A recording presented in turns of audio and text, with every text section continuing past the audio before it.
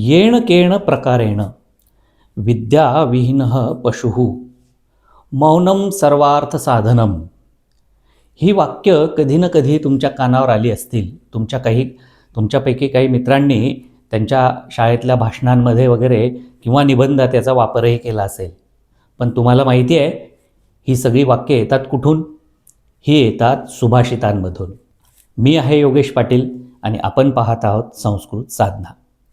मित्रांनो, आजचा आपला टॉपिक आहे तृतीयः पाठः, तिसरा धडा, सूक्तिसुधा. सूक्तिसुधा म्हणजे काय? सुउक्त म्हणजे चांगलं सांगितलेलं सुवचन, आणि सुधा म्हणजे अमृत, म्हणजे चांगल्या वचनांचं अमृत, असा हा धडा आहे. आपण त्याची प्रस्तावना बघूयात. सूक्तयः नाम सुवचनानी. सूक्त म्हणजे काय? सुवचन. सूक्त म्हणजे सुवचन. सूक्तीनाम पठनेन वाक्चातुर्यम वर्धते. आणि यांच्या पठनाने, यांच्या अभ्यासाने काय होतं तर आपलं वाक्चातुर्य, बोलण्यातलं चातुर्य वाढतं. सूक्तीनाम प्रयोगः लेखने भाषणे च प्रभावम जनयति. आणि ह्या सूक्तींचा प्रयोग जर आपल्या लिखाणात, आपल्या भाषणामध्ये आपण केला तर आपलं भाषण किंवा लेखन हे प्रभावशाली होतं. उक्तमेव म्हणजे म्हणलंच आहे ना, खिन्नंचापि सुभाषितेन रमते स्वीयं मनः सर्वदा श्रुत्वान्यस्य सुभाषितं खलु मनः श्रोतुं पुनर्वाञ्छति.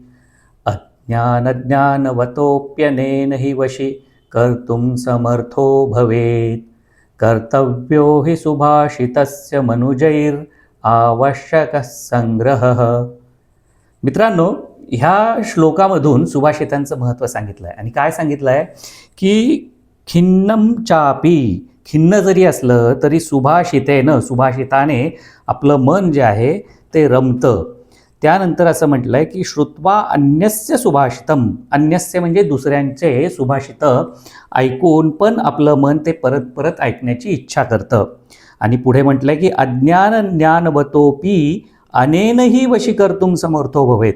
अज्ञानी आणि ज्ञानवान अशा दोन्ही प्रकारच्या लोकांना यांनीच आपण वशीकृत करू शकतो. कर्तव्यो हि सुभाषितस्य मनुजैर आवश्यकः संग्रह. मनुष्याने म्हणूनच सुभाषितांचा अवश्य संग्रह केलाच पाहिजे. चला तर आपण पाठाकडे वळूयात. आपला पहिला श्लोक जो आहे त्याचं वृत्त आहे शार्दूल विक्रीडितम. शार्दूल विक्रीडितम हे जे वृत्त आहे हे 19 अक्षरांचं असतं. म्हणजे प्रत्येक चरणामध्ये 19 अक्षरं असतात आणि 12व्या अक्षरानंतर आपल्याला यती असतो, म्हणजे आपल्याला थोडासा श्वास घ्यायचा असतो पुढची ओळ बनायच्या आधी. तर आपण जर त्या चालीमध्ये जर हे श्लोक म्हटले त्या चालींमध्ये तर आपल्याला पाठ व्हायला फार मदत होते, लवकर पाठ होतात. आपण त्या चालीमध्ये म्हणायचा प्रयत्न करूयात. विद्यानाम नरस्य रूपमधिकं प्रच्छन्न गुप्तं धनं विद्या भोगकरी यशसुखकरी विद्या गुरूणां गुरुः विद्या बंधुजनो विदेशगमने विद्या परं दैवतं विद्या राजसु पूज्यते न तु धनं विद्या विहीनः पशुः. आता हा जो श्लोक आहे हा नीतिशतकामधून घेतलेला आहे. ह्या श्लोकातले काही संधी विग्रह दिलेले आहेत ते आपण बघूयात. रूपमधिकम, रूपमधिकम म्हणजे रूपम अधिकम म्हणजे अधिकचे सौंदर्य. बंधुजनो विदेशगमने म्हणजे बंधुजनः अधिक विदेशगमने. आता आपण हा श्लोक याचा सरळ अर्थ बघूयात. विद्या नाम नरस्य रूपमधिकम. विद्या नाम म्हणजे विद्या म्हणजे नरस्य माणसाचे दुसरे अधिकचे रूपच आहे. म्हणजे माणूस त्याच्या रूपाने जसा सौंदर्यवान दिसतो तसा त्याच्याकडे विद्या असेल तर तो अजून खुलून दिसतो असं म्हणायचं आहे. आणि प्रच्छन्न गुप्तम धनम, तर ही विद्या पण कशी आहे की अतिशय सुरक्षित ठेवलेलं असं गुप्त धनच आहे. विद्या भोग करी, विद्या कशी आहे? भोग करी, यश सुख करी, वेगवेगळे भोग मिळवून देणारी आहे, यश मिळवून देणारी आहे, सुख मिळवून देणारी आहे. आणि अशी ही विद्या गुरुणाम गुरु, गुरूंचा देखील गुरु आहे. कारण गुरूंनाही गुरुपद कशामुळे मिळतं? विद्येमुळेच मिळतं. विद्या बंधुजनो विदेशगमने, आणि जेव्हा आपण विदेशगमने म्हणजे परदेशात जातो किंवा आपला भाग सोडून दुसऱ्या भागात जातो ह्या अर्थाने, तर त्यावेळेला तुम्हाला विद्याच कामाला येते. त्यावेळेला ती विद्या अक्षरशः तुमच्या परदेशात असलेल्या एखाद्या नातेवाईकाची जशी तुम्हाला परदेशात मदत होते, तशी तुम्हाला परदेशात विद्येची मदत होते. आणि पुढे म्हटलं आहे की विद्या परम दैवतम, म्हणूनच विद्या हे एक परम असं दैवतच आहे. विद्या राजसू पूज्यते न तु धनम. आणि राजे लोकांमध्ये, राजदरबारांमध्ये विद्येची पूजा होते, धनाची पूजा होत नाही. आणि म्हणूनच विद्याविहीनः पशुः, म्हणजे ज्याच्याकडे विद्या नाही तो साक्षात काय आहे, पशूच आहे, असं हे म्हटलेलं आहे. हा जो श्लोक आहे हा नीतिशतकामधून घेतलेला आहे. मित्रांनो, पुढचा श्लोक वसंत तिलका ह्या वृत्तामधला आहे. आपण वाचूयात. निंदन्तु नीति निपुणा यदि वा स्तुवन्तु लक्ष्मी समाविशतु गच्छतु वा यथेष्टम अद्यैव वा मरणमस्तु युगांतरे वा न्यायात पथ प्रविचलन्ति पदम न धीराः. हा दुसरा श्लोक पण नीतिशतकातून घेतलेला आहे. आणि यातला संधी विग्रह आपण बघूयात. नीति निपुणा यदि, तर याचा आहे नीति निपुणाः अधिक यदि.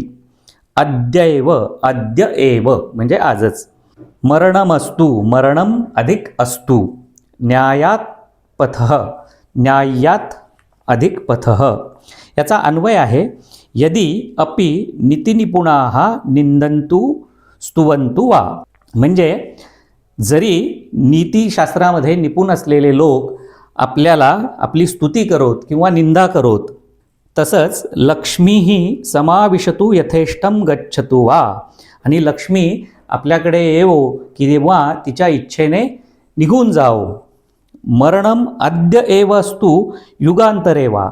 आणि मरण आजच येवो किंवा अगदी युगायुगानंतर येवो.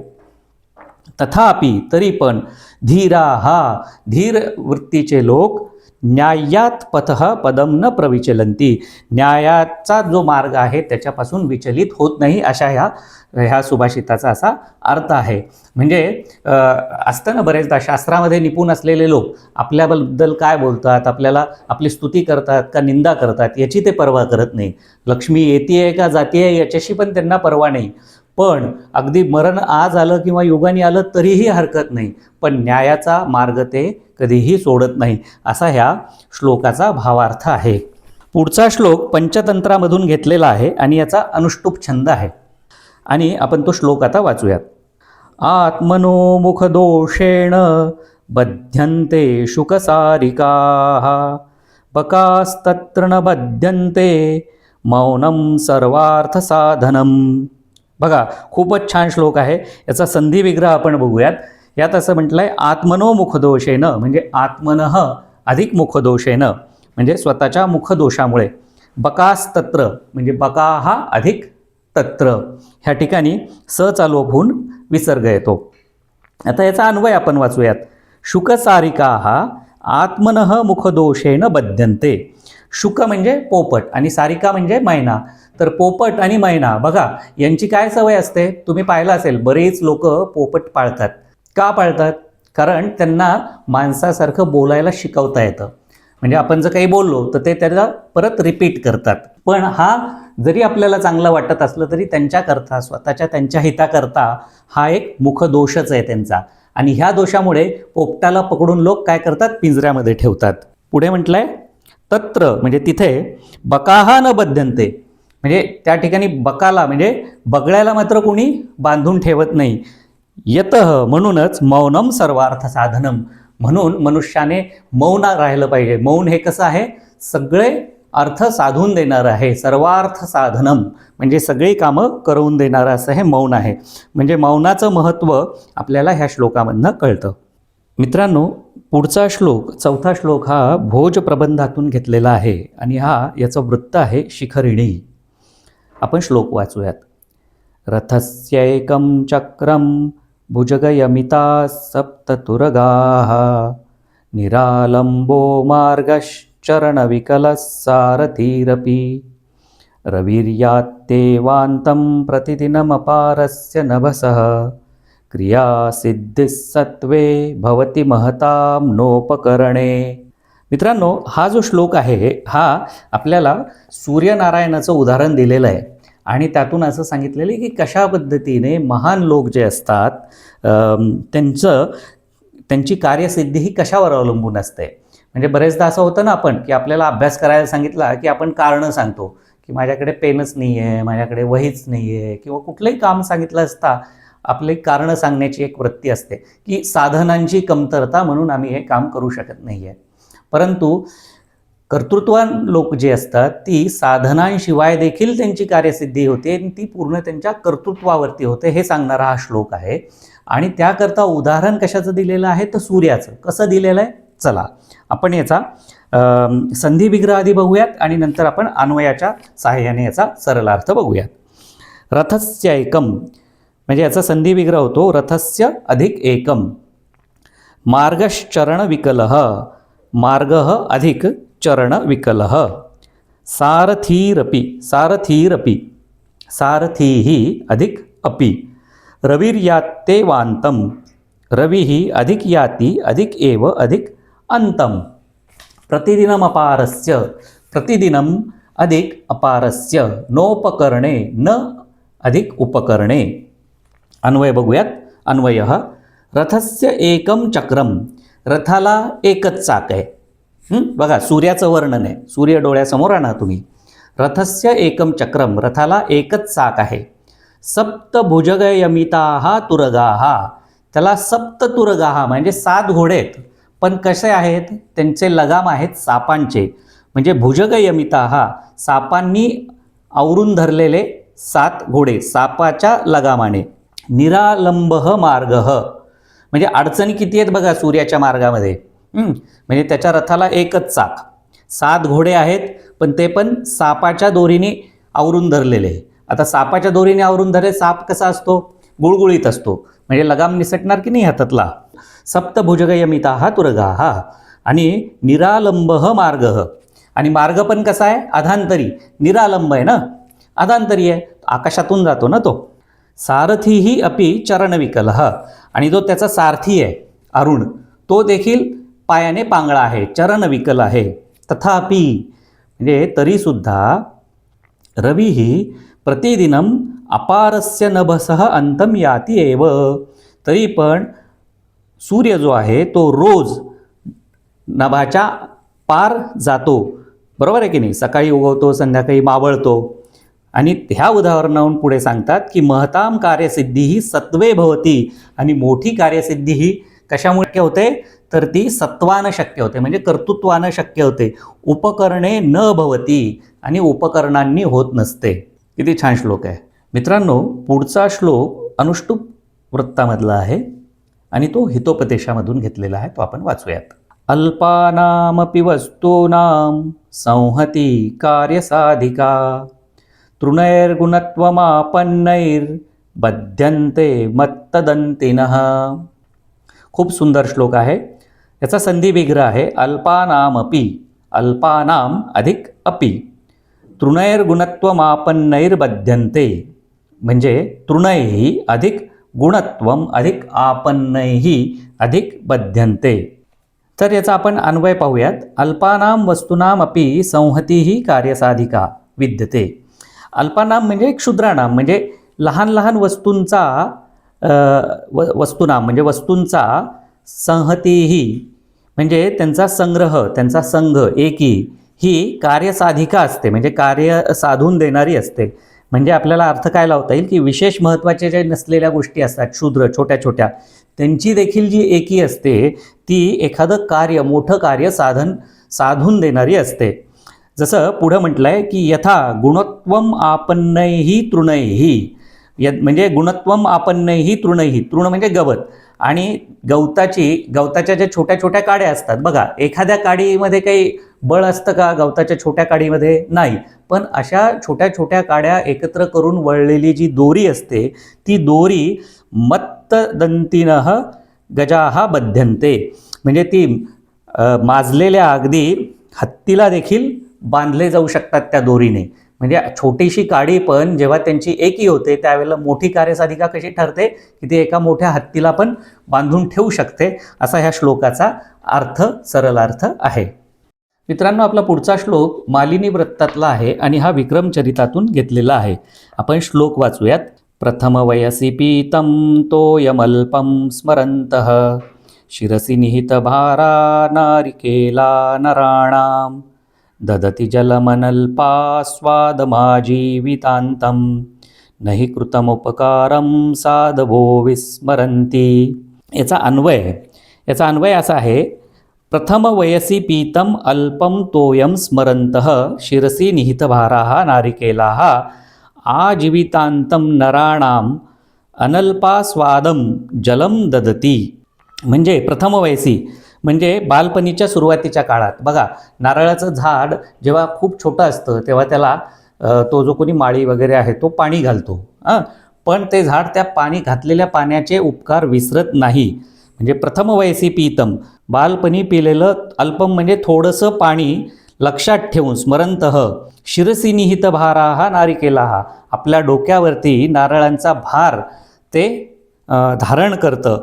आणि असं हे नारळाचं जे झाड आहे ते भार घेऊन आपल्या जीवनाच्या शेवटापर्यंत माणसांना खूप गोड पाणी देतं.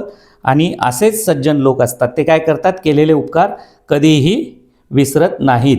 अनल्पास्वादम म्हणजे खूप स्वाद असलेलं, अल्पस्वाद नसलेलं म्हणजे खूप स्वाद असलेलं, जलम ददाती पाणी देतात. आजीवितांतम नराणाम, आजीवितांतम म्हणजे जोपर्यंत ते झाड जिवंत आहे तोपर्यंत ते पाणी देतच राहतं. मित्रांनो, याचा संधी विग्रह आपण बघूयात. तोयम अल्पम, तोयम अधिक अल्पम, तोयम म्हणजे पाणी, अल्पम म्हणजे थोडेसे. कृतम उपकारम, कृतम अधिक उपकारम. साधवो विस्मरन्ति, साधवो म्हणजे साधवः अधिक विस्मरन्ति. जलमनल्पास्वादमाजीवितान्तं, जलम अधिक अनल्पास्वादम अधिक आजीवितान्तं. निहितभारा नारिकेला नराणाम, निहितभाराः अधिक नारिकेलाः अधिक नराणाम. पुढचा अनुष्टुप छंदातला, अनुष्टुप वृत्तातला श्लोक हास्योक्तीमधून घेतलेला आहे आणि हा श्लोक आपण आता वाचूयात. घटं भिन्द्यात् पटं छिन्द्यात् कुर्यात् रासभरोहणं येन केन प्रकारेण प्रसिद्ध पुरुषो भवेत्. कुर्यात संधी विग्रह बघूयात आपण. कुर्यात रासभरोहणम म्हणजे कुर्यात अधिक रासभरोहणम. पुरुषो भवेत, पुरुषः अधिक भवेत. याचा अन्वय. पुरुषः घटम भिन्द्यात म्हणजे माणसाने भर रस्त्यामध्ये आपण असं दिलेलं नाही आहे, पण भर रस्त्यात घटम भिन्द्यात म्हणजे आपलं भांडं, घडा फोडावा. पटम छिंद्यात, पटम म्हणजे कपडे फाडून घ्यावेत. रासभरोहणम अपि कुर्यात, अगदी गाढवावर देखील बसावे. येन केन प्रकारेण सह प्रसिद्ध भवेत, परंतु त्यानं येन केन प्रकारेण कुठल्याही प्रकाराने प्रसिद्धीस पावावे, प्रसिद्धी प्राप्त करून घ्यावी. तर हा एक प्रकारे हास्योक्ती आहे ही, आणि आपल्याला काय करू नये हे ह्यातनं सांगितलेलं आहे. थोडंसं वक्रोक्तीच्या अंगाने हे गेलेलं आहे की कपडे फाडून घ्यावेत, रस्त्यामध्ये विचित्र प्रकार करावेत, भांडे फोडावेत, अगदी गाढवावर देखील बसावं, परंतु प्रसिद्धी मिळवावी. बऱ्याच लोकांना ती हवी असते, ती सरळ मार्गाने मिळत नाही, तर असे ते प्रकार करतात. असे सज्जन लोकांनी करू नयेत हे सांगण्याकरता हा श्लोक आपल्याला ह्या पाठामध्ये दिलेला आहे. धन्यवाद मित्रांनो. हा व्हिडिओ जर तुम्हाला आवडला असेल तर नक्की लाईक करा, शेअर करा, सबस्क्राईब करा. आणि आमचे बरेचसे व्ह्यूअर्स जे आहेत ते व्हिडिओ बघत आहेत परंतु सबस्क्राईब करत नाही, तर माझी अशी विनंती आहे की आपण कृपया त्याला सबस्क्राईब करावं, जेणेकरून आमचा असेच नवनवीन व्हिडिओ घेऊन येण्याचा उत्साह अधिक वाढेल. धन्यवाद.